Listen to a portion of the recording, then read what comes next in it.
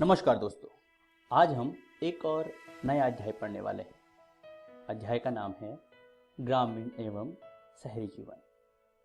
बच्चों, आज हम इस अध्याय का पहला भाग पढ़ेंगे।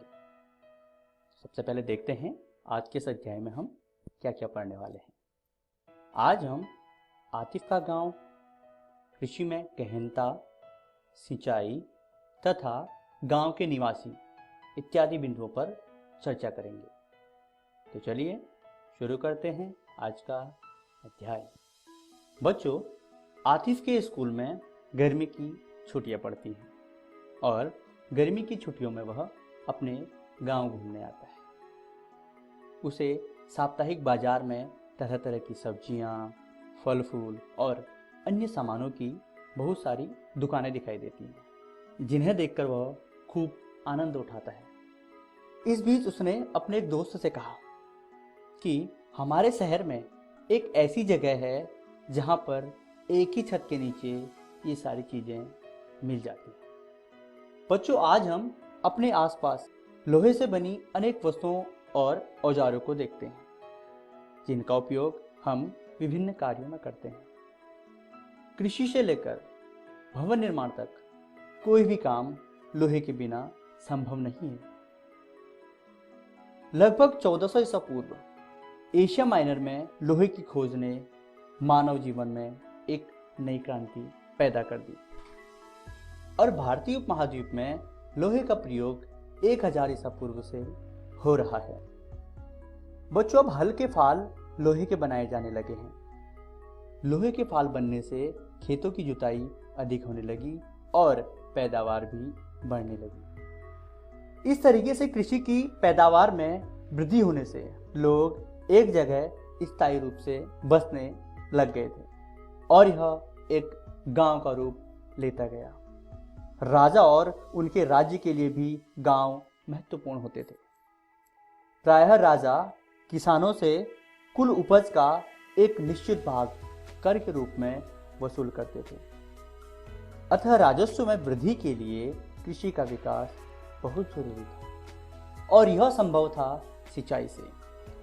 बच्चों, राजकीय स्तर पर सिंचाई के लिए नहरें, कुएं, तालाब और जलाशय बनवाए जाने लगे। इन संसाधनों के प्रयोग होने से पैदावार में वृद्धि होने लगी और गांव धीरे धीरे समृद्ध होते गए। गांव में कृषकों के अलावा कुम्हार, बढ़ई, लोहार, बुनकर तथा शिल्पकार भी साथ साथ रहने लगे, जिससे गांव की आवश्यकताओं की सारी चीजें आसानी से उपलब्ध होने लगी। इसके अलावा भारत के उत्तरी भाग तथा दक्षिणी भाग के गांवों में प्रायः 3 तरह के लोग रहते थे, जिनमें बड़े किसान, छोटे किसान और भूमिहीन कर्मकार थे। उत्तर भारत के गांवों में जिनके पास बहुत ज़्यादा जमीन होती थी वह गांव का प्रधान होता था, जिसे ग्राम भोजक भी कहा जाता था। ग्राम भोजक कर भी वसूलते थे। कभी कभी ये न्याय और पुलिस का भी काम करते थे। यह पद आनुवंशिक होता था। इनकी जमीन पर मजदूर और दास काम करते थे।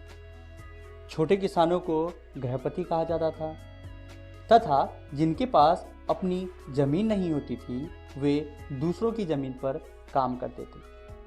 दूसरों की जमीन पर काम करने वाले ये किसान दास और कर्मकार कहलाते थे। इसके अलावा भारत के दक्षिण में तमिल क्षेत्र में बड़े किसानों को विरल्ला कहा जाता था। गांव की अधिकांश भूमि इन्हीं के पास थी। उन्हीं से किसान वर्ग बना था। विरल्लाओं को शासकों के समान राजनीतिक अधिकार प्राप्त थे। इसके अलावा साधारण हलवाहों को उणवार कहा जाता था तथा भूमिहीन मजदूरों को कडेसियर कहा जाता था, जिनकी स्थिति लगभग गुलामों की तरह थी। इसके अलावा पेरियार लोग भी मजदूर थे, लेकिन पशु की खाल या चर्म का काम करते थे और पुलैयन लोग रस्सी की चारपाई बनाते थे। चलिए दोस्तों, देखते हैं आज की वीडियो में हमने क्या क्या सीखा। आज हमने आतिफ का गांव, कृषि में गहनता, सिंचाई तथा गांव के निवासी, इन बिंदुओं पर चर्चा की। अगली वीडियो में हम इसी अध्याय का अगला भाग देखेंगे, जिसके अंतर्गत हम शहरों का विकास, सिक्के, नगर तथा बेरीगाजा बंदरगाह इत्यादि बिंदुओं पर चर्चा करेंगे और साथ ही अरिका मेड्डू का एक सूक्ष्म निरीक्षण करेंगे। आशा करते हैं आपको यह वीडियो बहुत पसंद आई होगी। धन्यवाद।